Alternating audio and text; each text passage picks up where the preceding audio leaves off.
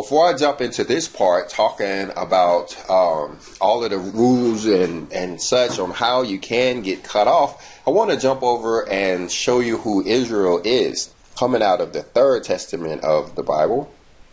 Some of you may not be familiar with the Third Testament of the Bible. It's the third part in the trilogy, but you can find some links to it down in the description. You can find a free PDF that you can download to your electronic device there, maybe even print it off if you wanted to, or you can get an audio book that you can listen to. You can also download that in MP3 form. If you need help with that, let me know. I can point you to a software program that you can download it. But we're going to use the Third Testament of the Bible to get an understanding of who Israel is. Now, I'm searching for the word Israel in the Third Testament. There's about 102 hits in here. But there's some of them that I want to bring out just to help identify who Israel is, so that we can get an understanding of what it is that we're being cut off from, who these people are. Okay, so I'm not going to be able to keep up with the chapters that these verses are coming out of. This is that part of that free PDF I was telling you about that you can download. I've actually downloaded it and converted it over to a Word document. But I'm just going to go read some of the verses to help you get an understanding of who Israel is. Now, down here it says, "But you who recognize intimately that the essence of this word is the same that Israel received on Mount Sinai, and that the multitudes received from the lips of Jesus in the second era, shall be those who with your worship and your works teach that the divine law should not be forgotten, in order to comply with the foolish traditions that do not benefit the spirit." Okay, now this is one hint, and we probably should be writing these down as we identify who Israel is. It says, "Israel will be those who recognize intimately that the essence of this word is the same as received on Mount Sinai." This is talking about the Third Testament of the Bible, and back there in the book of Exodus, where they got those laws back there in Mount Sinai. He's saying that Israel will be those who recognize that the essence is the same.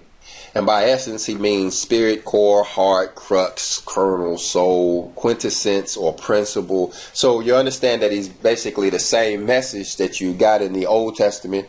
And he even goes on to say, received from the lips of Jesus in the second era, so that would be the Second Testament or the New Testament, are the same message, or has the same principles as you are getting in the Third Testament, and it is Israel who will recognize that. I did want to point this part out here as talking about how Israel will not recognize themselves. And so there will be people who will be listening to this video at the beginning, not understanding that they are Israel. But hopefully by the end, you'll know exactly who Israel is, and you'll be knowing, that you are a member of Israel. That's even why you're even listening to this. We got out of the last verse. And that's why you're even listening to the Third Testament or paying any attention to it at all, is because you are spiritual Israel. But it says down here, "The men of religions and sects, upon seeing that Israel is divided, that Israel does not know itself and is weakened, will seek motives to tear away this principal jewel, to tear away the ark of this new covenant, and say the next day that they are the true envoys before humanity and the representatives of divinity." This is talking about the Reverend Pastor Deacon Dr. Doug down here. When he realizes that, Israel doesn't recognize itself or know who it is, he's going to use that in order to separate them. And then he's going to come back and say that he is the true envoy, that he is the true prophet. But we find out in other places how you can tell, who's the real prophet and who's the false prophet. So he'll fool many, but he won't fool Israel. Israel will know who they are. Right here it says, "For part of the people of spiritual Israel is scattered over the globe, and wherever any one of them is found, he or she receives my charity, feels my presence, and is sustained by my bread, and awaits me, without knowing where I might come, nor in what form, yet they wait. All right, so now you can bounce this off of your personal life, and you'll recognize some of this. If you meditate on what is said there, you'll know that, yeah, you have been waiting on him. You have been feeling his charity and his presence and that kind of thing. Down here, it says, when I speak of my children Israel, the people of God, I've referred to those who have brought a spiritual mission to earth, those who made known my law, those who proclaimed me, those who were faithful, those who proclaimed the existence of the living God, those who perpetuated the seed of love, and those who knew how to recognize in the Son the Word and the presence of the Father. These are those that form the people of God. That is Israel, the strong, the faithful, the prudent Israel. That is my legion of soldiers, faithful to the law, faithful to the truth. This is who Israel is. You know, faithful to the law, faithful to the truth. This is what separates Israel from the rest of the people out there. You would call them Gentiles. This would be the difference between the Gentile nations or the Samaritan nations. Israel is different. These guys are strong, faithful, and prudent. Again, right here, he says, in this time, the spirit of real Israel vibrates everywhere. They are the spirits that feel my presence, that await my coming, and trust in my justice. While the rest of the world seems to be tied up into materialism or fanaticism or idolatry and that kind of thing, again, Israel is different. All right, let me point this out right quick. It says, the tribes of the Israel of the Spirit are very numerous. From each I will select 12,000 and shall mark them on their foreheads. But the people of Israel are not limited to 144,000. The chosen people is infinite. So there are many people who are watching this video who understand that they are candidates to be of the 144,000, but not everybody. There's some other ones that don't really recognize that particular calling. They may recognize that they have a different calling on their life, but they do know that they are of the chosen people. And that's what he's saying right here, is that Israel is not limited to 144,000. The chosen people is infinite. You remember that multitude of people that were there with the 144,000? So there will be a lot more of the children of Israel there on that day. Now, look at this part right here. It says, the master taught you in the second era that many are called, but few are chosen. And of Israel, and all Israel shall be called, but from among them I will mark out 144,000. So if you feel the calling, or if you feel a calling on your life, it's probably because you are Israel. Okay, now I wanted to bring this part out because there's still may be some disbelief out there. It says, remember Israel awaiting the Messiah. When they had him in front of their eyes, they divided into believers and deniers of my truth. This is talking about in the second era when you had the Messiah that was walking around. Some believed that he was the Messiah, and some, looking him right in his face, didn't even believe that he was the Messiah at all, and they denied him.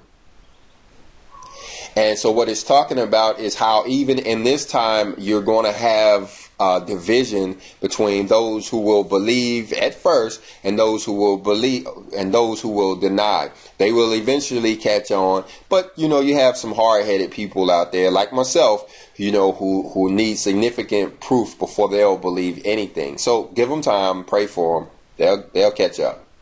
They are still Israel, just a little slower than the rest of us. Slower to believe, that is. Look right here, it says, your destiny, Israel, has always been to convey to the world new messages and revelations. That is why sometimes you are doubtful whether you are believed. This is the message for Israel, and this is why it's so important for present day Israel, is because we have, you know, these new revelations, these new messages that the world needs to embrace. If they plan on surviving the tribulation, they're going to have to understand the teachings that the Father is trying to put out. And so he has people to help him with that mission. And those people are Israel. Now, look at this part right here. It says, today you know that in your bosom I have caused the people of Israel to be reincarnated. This I reveal to you. Understand that the seed that breathes in your being and the inner light that guides you is the same that I poured out since the first era over the house of Jacob. Talking about reincarnation, and that's how this all works, is you had those individuals out there, about 2 million people that was out there with Moses out there in the wilderness. And when you read the books like Exodus and Numbers and Deuteronomy, you kind of get an idea that the Father wasn't talking to those people way back there in about 1500 BC, but he was actually talking to a present day people. And he was, by way of reincarnation, we are that people that was standing back there in Mount Horeb and Mount Moriah and Mount Sinai. You look right here, it says, you are Israelites of the Spirit. You possess spirituality, the seed of Abraham, Isaac, and Jacob. You are the branches of the blessed tree that gives both shade and fruit to humanity. Israel has an important mission. They're a little bit battered these days. I only speak for myself, I guess. But you have to understand that, you know, they do have a very serious mission to help humanity in these end times. And so it's important that they, you know, be tried by the fire a little bit. They have to go through, they have to be tempered. They have to go through some stuff too, especially if they want to be the leaders in such troublous times. All right, let me point this out down here. It says Israel is a word that has a spiritual significance, and that name I give to you so that you may keep in mind that you form part of the people of God. For Israel is not any people of the earth, but a world of spirits. Talking about how Israel is not doesn't point to a race of people, but points to a spirit of people.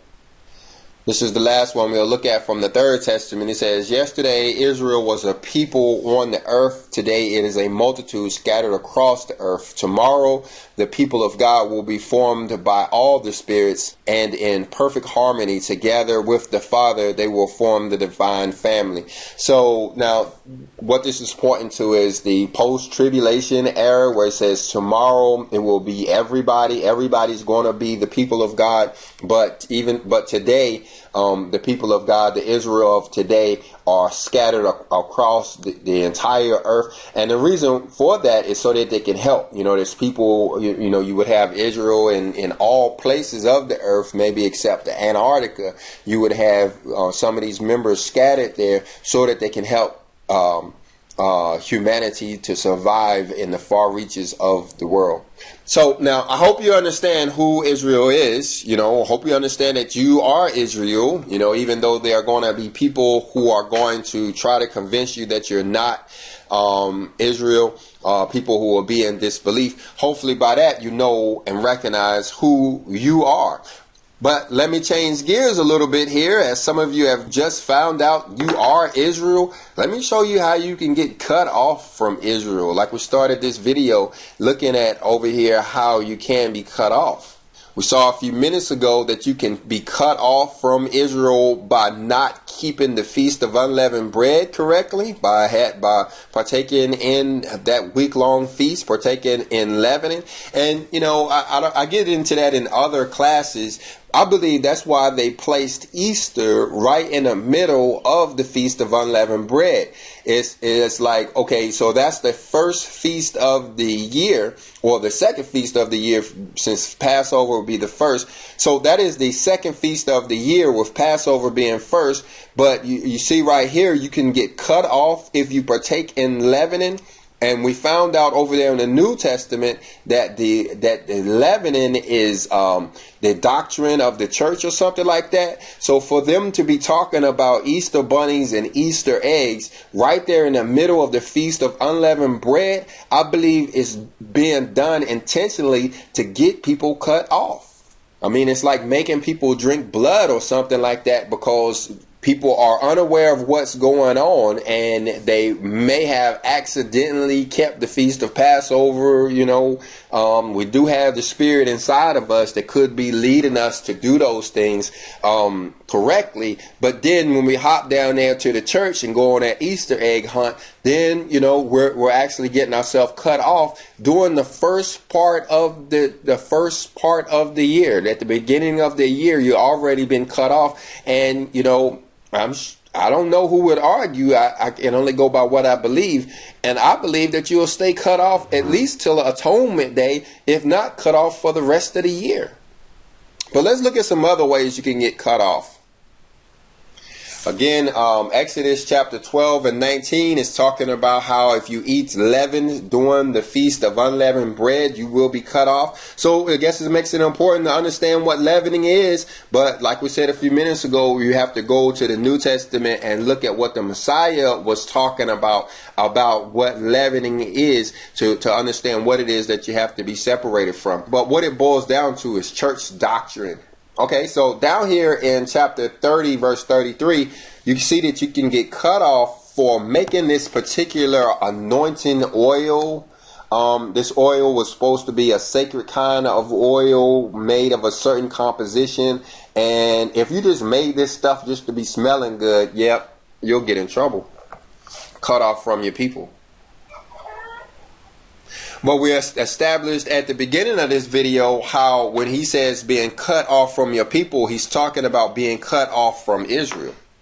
Like right here in Exodus chapter 31 and verse 14, how we're saying that if anybody defileth the Sabbath day, will be cut off from his people. Well, that's the same thing that it was saying over there about unleavened bread. If you defile the feast of unleavened bread, you will be cut off from Israel. And up here, you defile the Sabbath day, you're going to be cut off from his people. That is putting the people and Israel as being the same thing.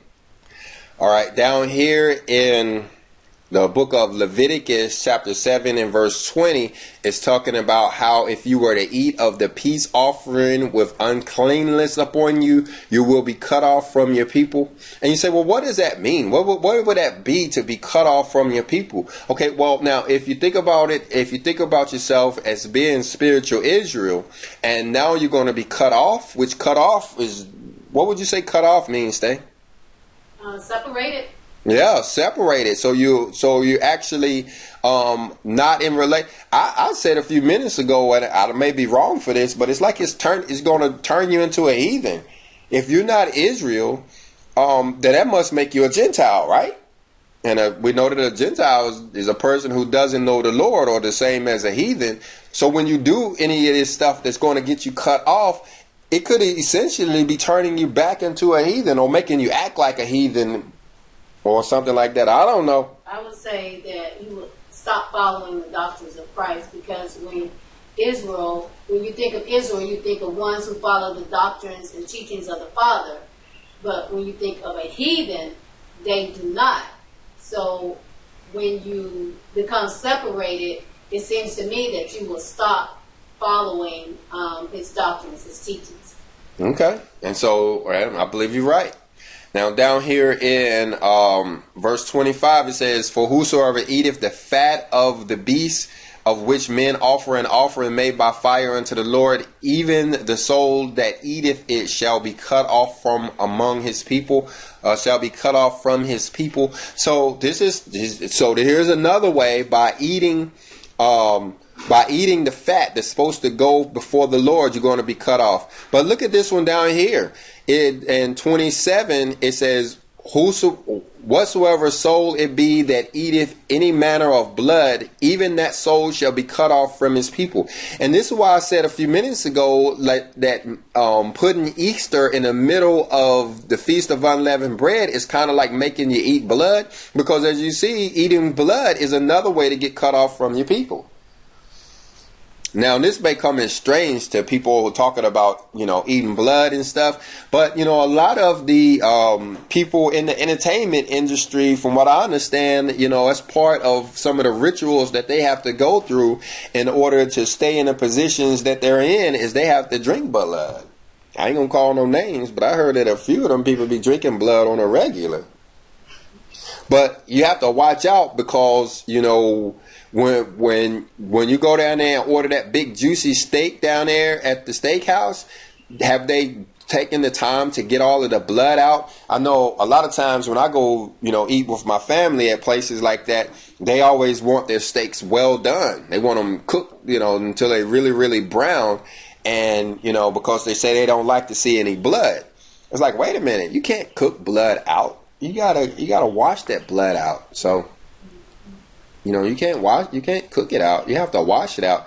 So you gotta be careful where you eat, because if those people aren't taking the time to get that blood out, you could actually be getting yourself cut off from Israel, getting yourself cut off from your people. Here it is for all you guys who are hunters or who raise your animal for slaughtering. What does it say right here? And bringeth it not unto the door of the tabernacle of the congregation to offer an offering unto the Lord before the tabernacle of the Lord. Blood shall be imputed unto that man. He has shed blood, and that man shall be cut off from among the people. This one down here is talking about how if you make a burnt offering or a sacrifice of any type, that sacrifice has to be to the Father. It has to be offered to the Lord. It has to come before the tabernacle of the congregation. So in other words, if you make a sacrifice to any other god or anything like that, you will be cut off from your people. You will be cut off from Israel. Now, down here in chapter 18, it's talking about lying with beasts as an abomination and as a sure way to get you cut off from among your people. This one is talking about when you make a sacrifice and eat it on the third day. If you make a burnt, or if you make an offering made by fire and you eat of it on the third day, you will be cut off from among your people. Now, down here in chapter 20 and 17, talking about if you were to see the nakedness of your sister, the daughter of your mother, or the daughter of your father, how that will get you cut off from among your people. And then it's talking about down here in 18, it says, uncover the fountain of her blood, talking about the lady flowers there. That's a good way to get you cut off from your people if you were to lie with her. Now it's talking about having your uncleanliness on you when you go off unto the holy things will get you cut off. This will be going into the tabernacle or the inner courts or something like that. Now you're getting down here in Leviticus chapter 23 and 29 when it's talking about the Feast of Atonement Day. So if you don't keep Atonement Day, you will be cut off from your people. But look down here in verse 30, it says, and whatsoever soul it be that doeth any work in that same day, that soul will I destroy from among his people. I always thought that was significant, how he went from being cut off to being destroyed. Now you get down here in the book of Numbers, and it's talking about Passover and how not keeping Passover, down here in verse 13 of chapter 9, how not keeping Passover will get you cut off from among your people. It says, because he brought not the offering of the Lord in his appointed season, that man shall bear his sin. This is why we have to be really careful when it comes to these feasts, particularly feasts like Passover and unleavened bread, because they have to be done in a certain season. And if we somehow, don't get the season correctly, we could actually be cut off. You can't just do Passover when you want. You have to do it on an exact day. So, let's pray for some fair weather, at the beginning of that month, so we can actually go out and see the moon for ourselves. We can verify it and we can get it done ourselves. So everybody pray for clear skies. Now down here in Numbers 15 and 30, again, he's talking about atonement. And he's talking about people who may act presumptuously. Yeah, those people can end up getting cut off from among his people, separated from Israel. End up acting like heathen.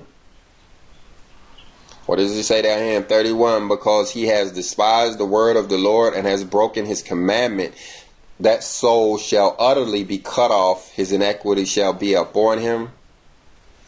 Now, down here, last time I went to a funeral, I don't know if some of my relatives were proud that they weren't scared of dead bodies, and they was talking about how they was touching the body and touching this and touching that. And I told them, you need to cut that out because, you could get cut off, Look right here in verse 13 of chapter 19 of the book of Numbers. He says, whosoever touches the dead body of a man that is dead and purifieth not himself, defileth the tabernacle of the Lord, and that soul shall be cut off from Israel.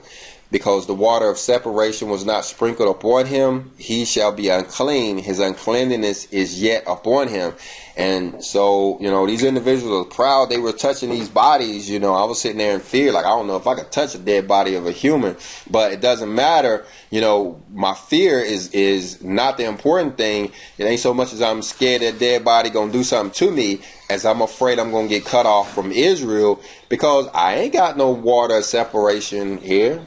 That's holy water. And we ain't talking about that stuff down there at the Catholic Church either. We're talking about real holy water, which involves, burnt red heifers and cedar wood and all of that kind of stuff. Ain't nobody got that stuff around. You got to cleanse yourself with it. You need to stop touching them dead bodies. You're going to get cut off. Because there's, like you see down here in verse 20, it's talking about how you have a certain time to cleanse yourself with this water of separation. Seemed like they'd have some of that down there at the mortuary, but they probably don't read the Bible like they should. Okay, now here's the last verse that I'm going to talk about right here. This is coming out of the book of Ezekiel, chapter 14 and verse 7. It says, for every one of the house of Israel, or of the stranger that sojourneth in Israel, which separateth himself from me, and setteth up his idols in his heart, and putteth the stumbling block of his iniquity before his face, and cometh to a prophet to inquire of him concerning me, I the Lord will answer him by myself, and I will set my face against that man, and I will make him a sign and a proverb, and I will cut him off from the midst of my people, and ye shall know that I am the Lord. Now, we got a lot going on here. These people getting cut off from the midst of my people. But what I believe it boils down to is how it says here, how they are separating themselves from him. They're separating themselves from the Father. And they're setting up idols in their heart. So they don't want anything to do with the real Father. And they're setting up idols in their heart. And then it goes on to say that they go to a prophet to inquire concerning him. So instead of going to the Father for themselves, they're going to go and find them a prophet to talk to. He says he's going to make a sign and a proverb out of him, and then he will cut him off from the midst of my people, and you will know that I am the Lord. All right, talking about Israel and talking about how we can get cut off from Israel. So this should be a really interesting class for a lot of people. Some people found out that they are Israel, and then they found out that they may have already cut themselves off. But the thing is, that's why we do these classes, so we can learn the error of our ways, and we can start to get back on track. And maybe by eliminating a lot of these errors from our life, we can try to get cut back in to the Father there.